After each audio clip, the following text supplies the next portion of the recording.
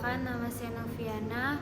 Di sini saya akan mempresentasikan materi tentang dualisme dalam pembangunan dan negara berkembang dan pengalaman Asia Timur.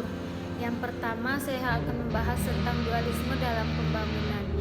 Dualisme dalam pembangunan merupakan kegiatan ekonomi atau keadaan ekonomi yang dalam suatu masa tertentu atau dalam suatu sektornya terdapat sifat tidak seragam.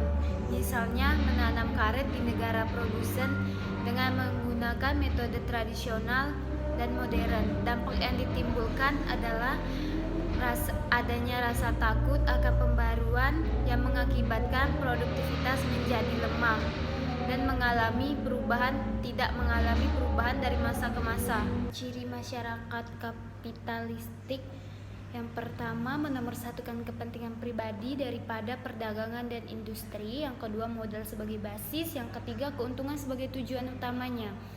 Ciri masyarakat prakapitalistik: yang pertama, menonjolnya sifat komunalisme organitas, produksi dalam dan untuk keluarga sendiri, tidak ada pedagang yang profesional.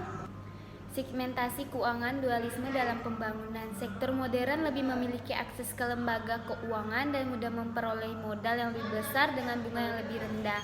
Misalnya ada bank umum, pemerintah, swasta, domestik, uang, BPR syariah. Yang kedua, saya akan membahas tentang negara berkembang dan pengalaman Asia Timur. NSB, Low and Middle Income Economic, yang berarti berpendapatan menengah ke bawah, developing countries, dan poor countries. HPAS, High Performing Asia Economic, adalah negara-negara di Asia yang memiliki tingkat pertumbuhan tinggi, misalnya Jepang, Thailand, Taiwan, Malaysia, dan Indonesia. Faktor pendorong di Indonesia: yang pertama, tingginya komitmen dari pemerintah terhadap bidang pertanian dan lingkungan eksternal, terutama perkembangan teknologinya. Hal-hal penting dalam pembangunan ekonomi di NSB dan Asia: yang pertama, outward looking strategi, yaitu ekonomi dikelola dengan defisit anggaran yang kecil dan inflasi rendah, dipengaruhi oleh faktor-faktor pasar. Yang kedua, tingkat investasi dan tabungan. Investasi bisa dari tabungan, pinjaman, dan investasi.